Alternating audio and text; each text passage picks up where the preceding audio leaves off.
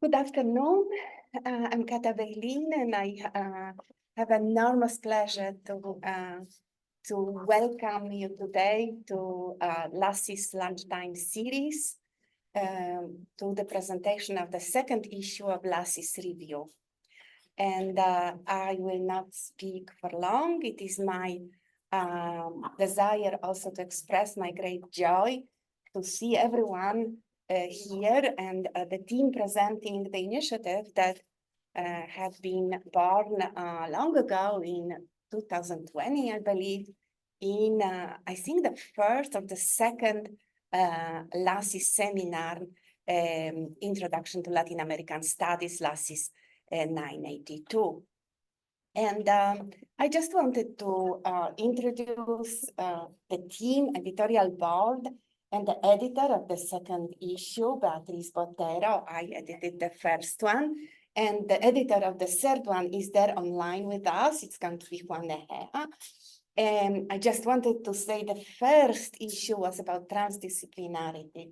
We had this idea that everybody shared in the seminar that academia should go outside of academia and engage with the real issue of the world that is surrounding us, which are becoming more and more urgent. And each of the people who are here today is doing that. Not everyone in the same way, but everyone is engaging beyond their respected field. Let's start with Beatriz Botero, 2 PhDs, literature and psychoanalysis, are always working on the edge of different worlds, 2 or maybe more than 2, right? From there, the title of the second issue, El Borde, the border, the limit, right? And then also the dialogue between the first and the second issue, transdisciplinarity, talking through different limits and borders, and then focusing on that limit and border in particular. And then we will have the third issue with the theme I've heard, crisis. I wish Juan was here to talk more about it, but maybe he will at the end a little bit, where crisis, I wish, was just a problem of one field or one discipline. It's the most transdisciplinary. And the editorial board, Andrea, anthropology, Jamie, Department of Spanish and Portuguese, Edison Nays, human ecology, and Diego, English.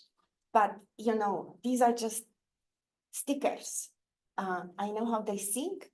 I know what kind of minds and hearts are sitting here. These are all people, these people are very generous with their energy and their thinking, not able to say no to exciting projects, taking things outside.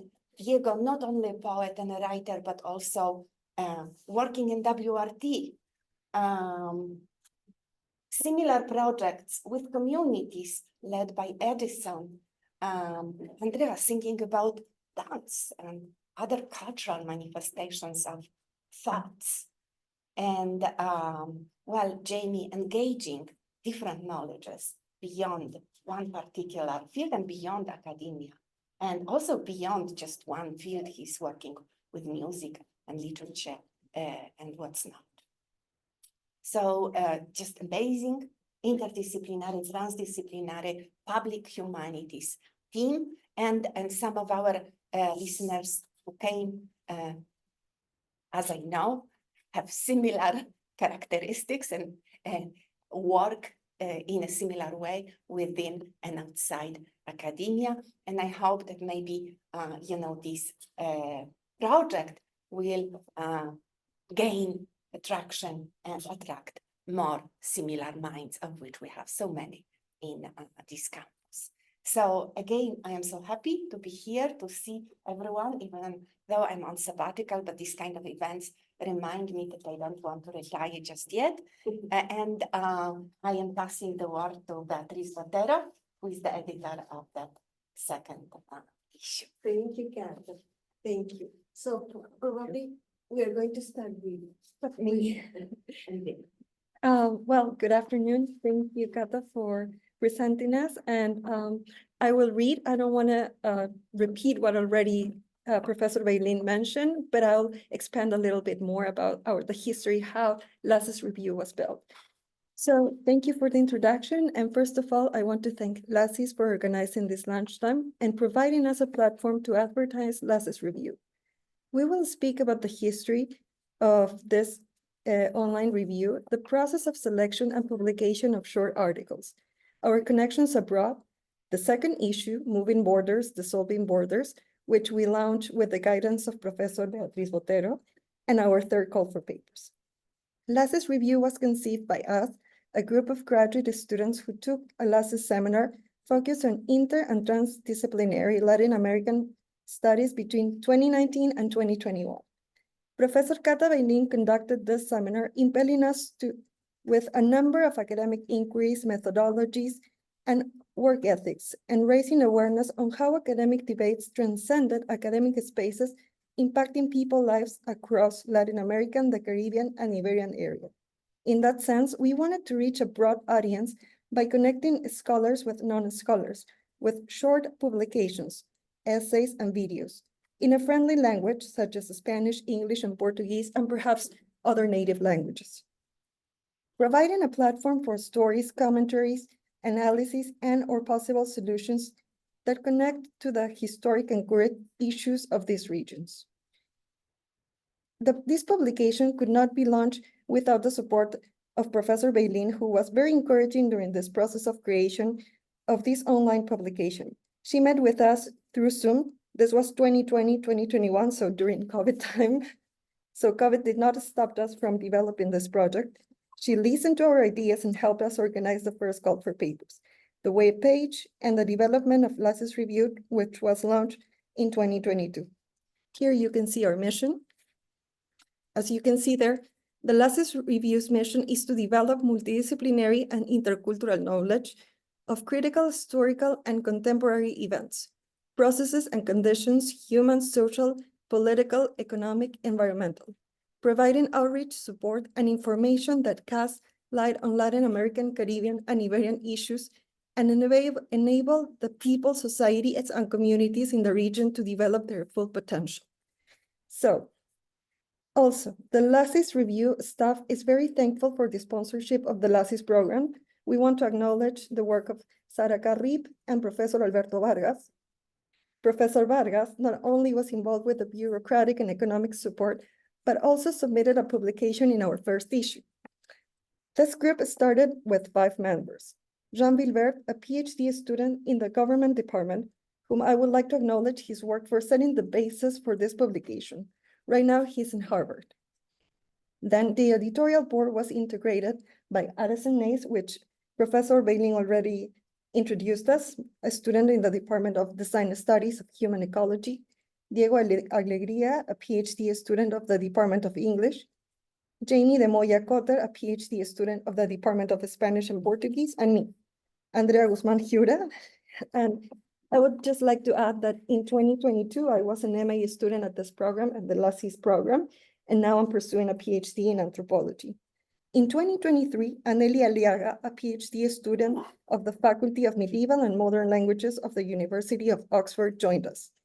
With this introduction, I wanted to show that we're students from different disciplines and institutions that are working together, conjoining different perspectives in order to bring to life this inter-transdisciplinary publication, LACIS Review. And I am very happy to say that our editorial board is increasing with the incorporation of Logan Krishka and Rocio Gonzalez Espresati. So we might be doing something good right now.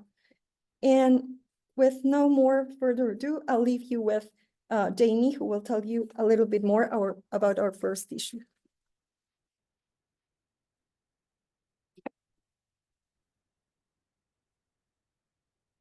So thank you, Andrea, and to everyone for being here. Getting into building on this history of LACIS Review and going into the first issue a bit, with this first issue, we had sort of a double intention to develop a publication on the one hand that dove into the concept of transdisciplinarity, which stemmed from the work largely of our guest editor, Cata Beilin, but also from the diverse perspectives of our editorial board. And I think transdisciplinarity was natural for us to sort of pursue as a first issue. And I think transdisciplinarity also felt very compelling to us as a way to develop an inaugural issue that established the core intentions for what we wanted this journal to be, and how we saw this identity carried into the development of future issues, which I think it does in issue 2 and will continue to do in issue 3. And I think that Professor Beilin's introduction to this first issue captures the transdisciplinary approach that we envisioned very well, and how we sought to create a journal that forged transdisciplinary connections between the humanities, social sciences, and hard sciences, but one that also fostered research into the interconnectedness of the human with the more than human world in both a theoretical and practical sense. We had a lot of success, I think, with the first issue in terms of contributors. As you can see, we had sort of an even number between graduate students and PhDs contributing, but we also had working professionals working in fields of engineering in Latin America who contributed articles as well, and even one undergraduate student. And on the note of sort of how we were working with this maybe eclectic menagerie of writers who are at very different parts of their careers, I want to say that particularly for writers who I think were just starting off in academia and as writers, we really wanted to emphasize with this issue growth and collaboration over hard rejections, giving authors a chance to work through the issues in their submissions and make them publication ready. I think that our model for acceptance and feedback helped produce a compelling collection of essays from scholars who have spent decades in their field and are synthesizing these decades into a 1,200-word reflection, but also accepting submissions from newcomers who are doing deep dives into specific works, projects, and setting the foundations for what their future research will look like. And I think to that point, LACIS Review has also become a great place for budding scholars to publish for the first time or earlier in their careers and go through this publication process, learning what it's like. And just to give a few examples from this eclectic menagerie of really exciting articles, we had articles from psychedelics and fungi going into thing theory as it applied to the precious stones of Alfonso X's lapidary, essays on trash humanities, literary theory and psychoanalysis, which was written by Beatriz Botero, who eventually became the next guest editor of LACIS Review in issue 2, and other research that had to deal with agriculture, field research, and geography. And I think that in this sense, in the intentions of sort of building a foundation for what LACIS Review would be in the future, this was a great way to do that. And I'll pass it on to our guest editor, Beatriz, to talk a little bit about the most recent issue that we.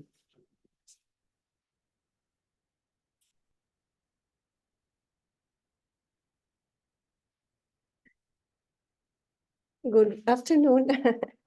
So I'm going to read about reflecting on border, right? Reflecting on the line, borders as dividers and connectors in the changing world. The concept of a border is a seemingly straightforward one, a line drawn on a map, a physical barrier, a demarcation between us and them, I and other. Yet a deeper reflection reveals borders to be far more complex and consequential. They are not merely lines on a page, but potent symbols shaping human interaction, identity, and the very fabric of societies. LACIS Review explores the multifaceted nature of borders, highlighting their role as both dividers and connectors, and ultimately argues for a nuanced understanding of their significance in our world. Border as divider, a persistent challenge. Perhaps the most easy apparent function of borders is to separate. They delineate territories, defining the political, economic, and social space of a nation state. This act of division can be a source of security and stability. Secure borders can deter external threats and facilitate the development of unique national identities. However, as highlighted in different articles in this issue of LACIS Review, from crossing the border with Mexico to crossing the border between death and life, this very act of demarcation can also create communication. Borders can become tools of exclusion, restricting movement and opportunity for those on the other side. The global refugee crisis exemplifies this starkly. Rigid borders can leave individuals trapped in conflict zones, hindering their escape to safety and a better life. Furthermore, historical legacies of colonialism often linger within border lines, reinforcing power imbalances and perpetuating social divisions. Borders also function as dividers on a more personal level. Immigration policies associated with borders can tear families apart, separating loved ones on the basic of nationality. Cultural and linguistic difference can be exacerbated by the psychological barriers borders evoke, hindering cross-border interaction and fostering a sense of otherness. This divisive potential is particularly pronounced in cases of contested borders, where historical grievances and ethnic tensions simmer along the lines of demarcation. The complex situation in the Korean Peninsula or the ongoing conflict over Kashmir, as well as displaced people in Colombia or migrants from many parts of the world that want to enter the US, are starking reminders of how borders can become sites of division and violence. Borders as connectors. Despite the divisive logic, borders can also serve as connectors. They can foster a sense of national identity and belonging by drawing a clear line between us and the other.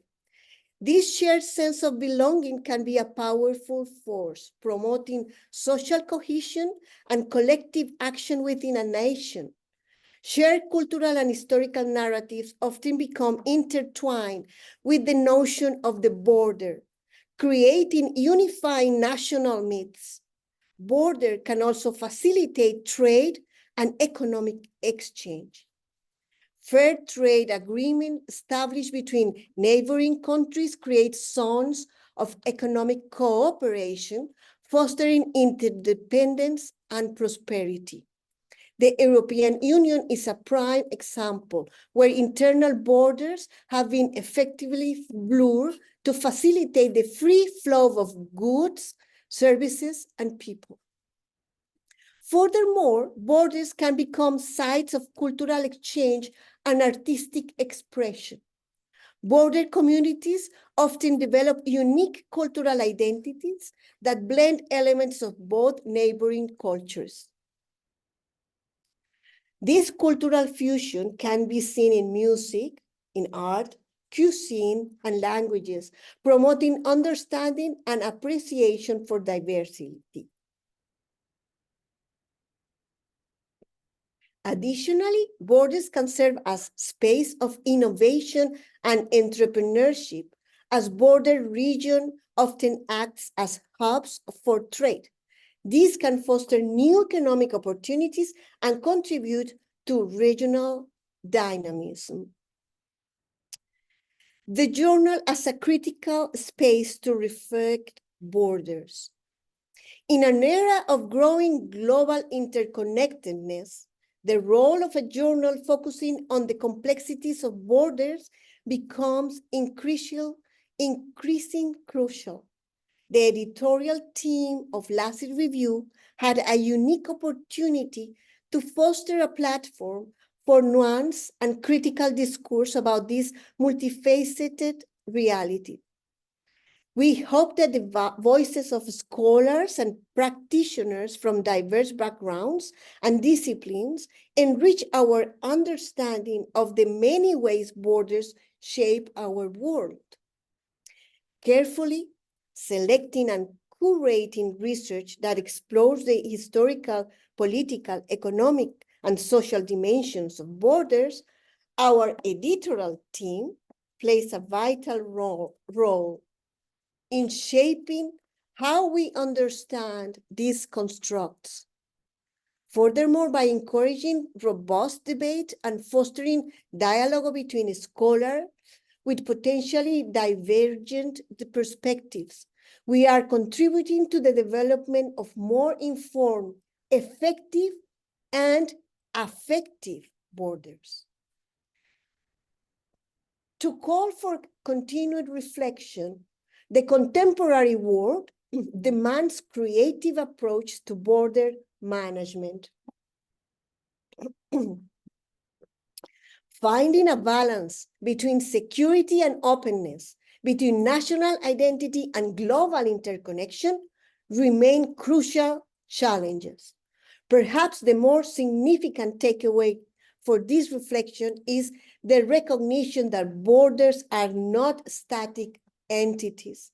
They are dynamic, constantly evolving, and result from political, economic, and social forces that are permanently constructing and deconstructing borders. To tell you more about this process, I will turn it over to my fantastic graduate students. Thank you.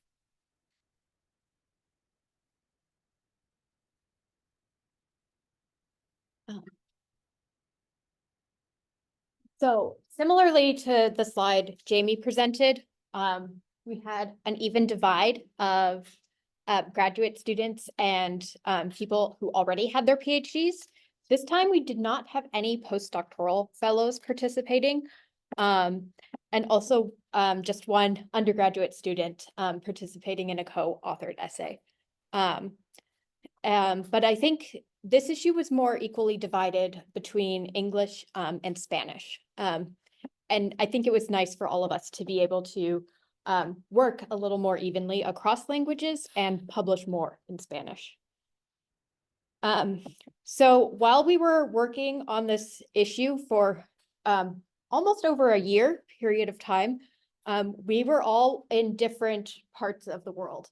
So while our base was in Madison, some people were doing field work. We have one member who is on the editorial board in Oxford in the UK.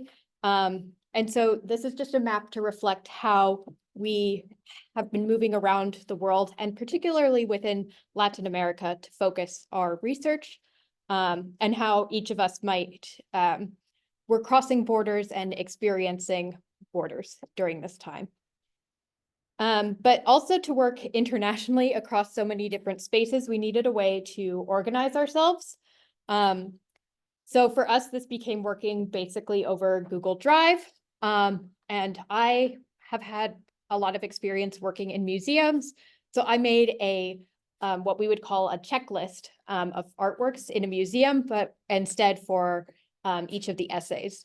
So in basically, we had the status bar, had various different parts, either from the review process at the very beginning to needing to be reviewed by the second reviewer to sending it finally to Beatriz to look over all of them, with each person assigned particular roles, just so we could keep track of everything. And this is a continuation of this really complex spreadsheet to make sure that we had received all of the information, not just the importance of what each author wanted to communicate, but also about their life, the photos that would relate to their essay, if their citations were correct, and also their headshots, so we knew who each author was.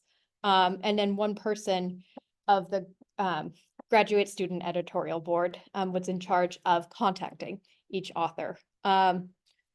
So I think this was helpful for us just to be able to complete our tasks without having constant contact in person. So, and I'll pass now to Diego.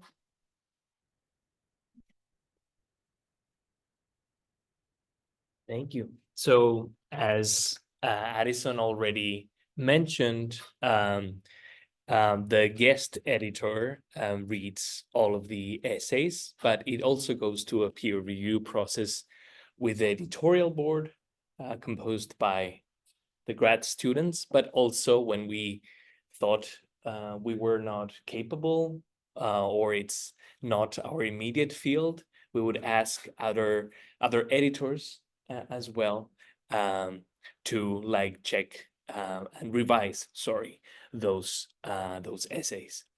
And as we've been saying throughout this presentation, the editorial board embodies the mission of LACIS Review. So we have an interdisciplinary, transdisciplinary mission.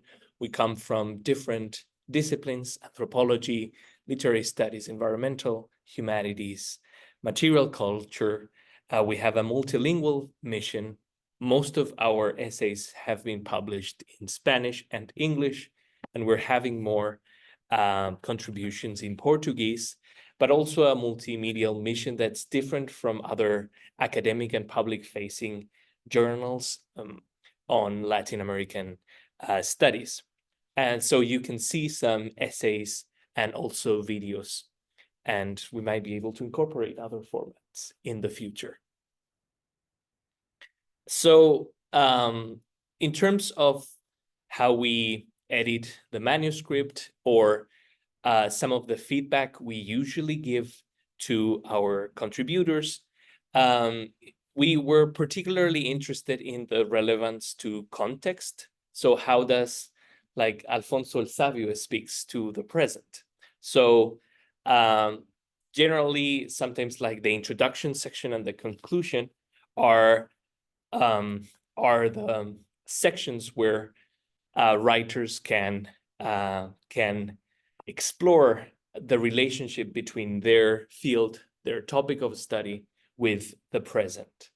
And we were also very concerned about both an interdisciplinary approach, but also because we like belong to different disciplines, also like being aware of disciplinary rigor in some capacity. And we were also, I think in issue number 2, we had more consistency among citation style. And thanks to Addison, we work with like Google Analytics in order to like use a particular citation style.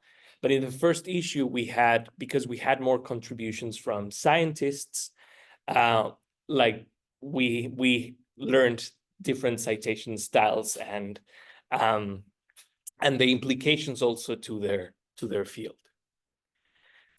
Same as with issue number 1 with Jamie's presentation, we highlighted different essays and videos that shape our understanding of the border and like explore in a more capacious way that concept.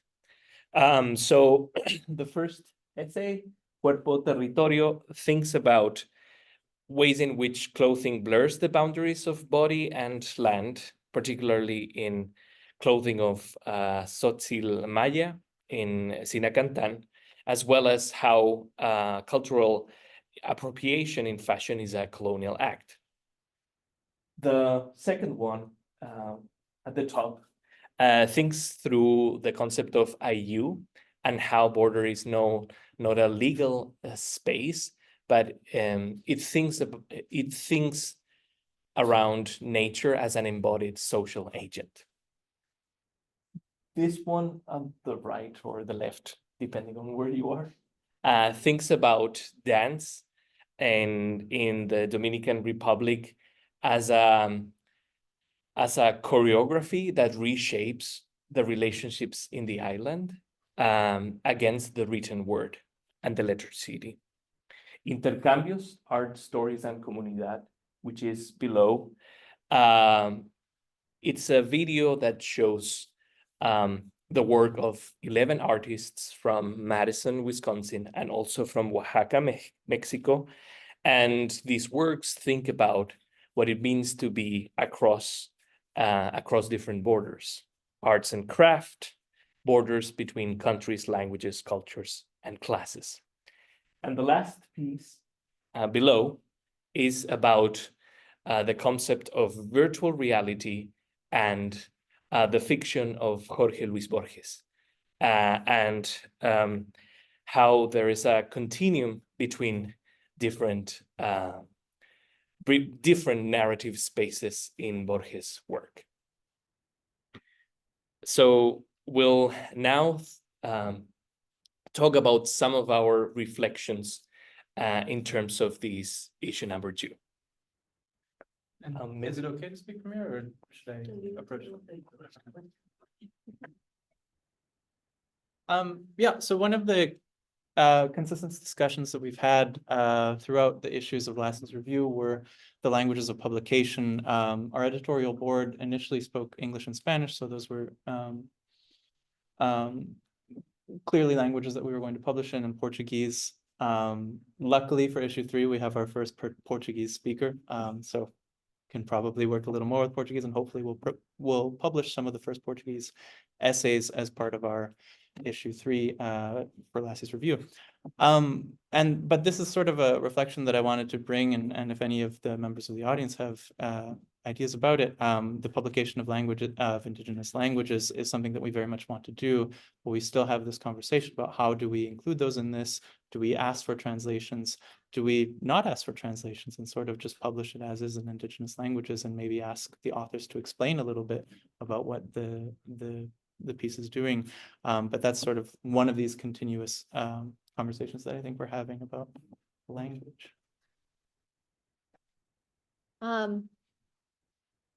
Well, I'm a textile scholar, which kind of is different from other studies. So while we're also, while Jamie was thinking about how we're going to incorporate more languages, it was nice in this issue for me to have a couple more textile-oriented essays, because I think that craft and textiles in particular is kind of a way of exploring concepts beyond language.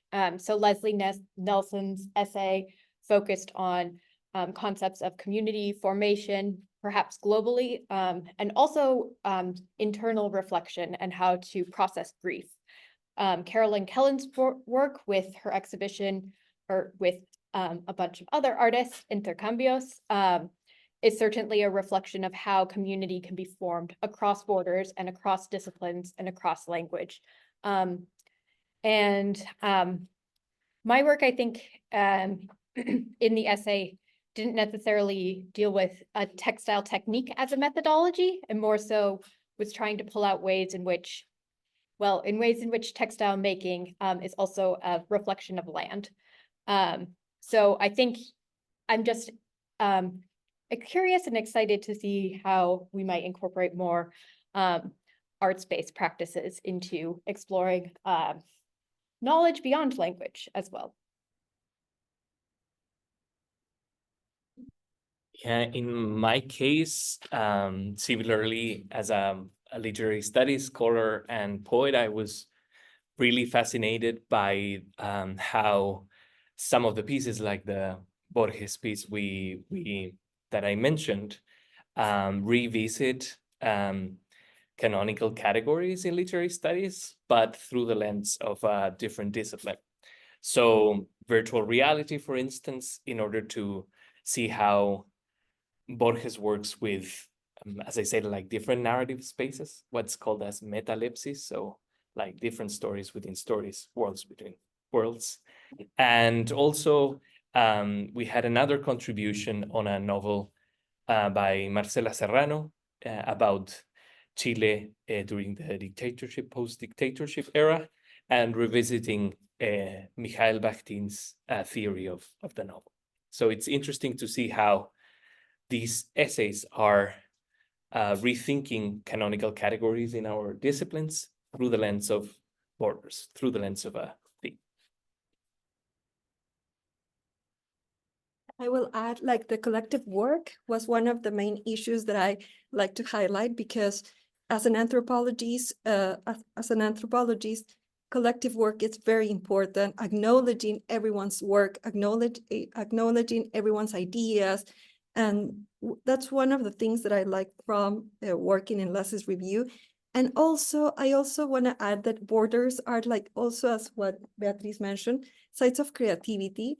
And that's why in this publication, I like to highlight the performance essays, the performance like Ni Una Menos. And these other borders that came up with huge creations within many crises and violence, which you mentioned. There's these human potentialities that can enhance life. So yeah, thank you. You can stay there. Oh, and I'd like to leave you with Anneli contribution. Hello, my name is Anneli Marissa Aliaga. I'm a PhD student at the University of Oxford, and I'm writing my thesis on Indigenous filmmaking in Peru and Bolivia. I'm also an executive editor of the LACIS Review. I was first introduced to this journal because I had a lot of research that overlapped with Jamie, another executive editor, and we collaborated in a discussion on ecological narratives improving cinema in Oxford. While I have not personally met the majority of the editorial team, I participate in online meetings and we've collaborated on a few issues. I feel that there is a lot of strength in building not only interdisciplinary relationships amongst academics, but also international links. It's really useful to constantly question how we learn and produce knowledge. Different institutions across the world approach area studies from different perspectives. They teach different theoretical frameworks and methodologies. In the case of the LACIS Review, we feel that applying these varied approaches to the study of Latin America and the Caribbean brings original insights rich in cultural, epistemological, and ontological diversity. I've thoroughly enjoyed and felt inspired by collaborating with the editorial team and would encourage building and nourishing international, interdisciplinary connections as an essential academic practice. Thank you. And perfect. So as we mentioned, our call for papers is out. The topic of issue number 3 is thinking through crisis, pensar la crisis. And we also have the Portuguese version of the call for papers. And we are thinking about the ambiguity of the term crisis and how that ambiguity allows us to open its meaning to different field, an emerging field. So we accept contributions, essays between 1,000 and 1,200 words, videos from 5 to 7 minutes. The deadline is on May 31st, and possible topics may include financial crisis, humanitarian crisis, political crisis, environmental crisis, crisis at the border, we're still thinking about it, crisis and narration, images of crisis, etc. And just sort of to close up, if you're interested in getting involved as a contributor, there's a submission form through our call for papers, which if you haven't gotten it through your home department, you probably will soon. And also should be posting it on social media and our website as well. And if anyone's interested in becoming a guest editor or member of the editorial board, you can also get in touch with us through the lacisreview.com website. It's com, right? It's org. It's org. Yeah, sorry.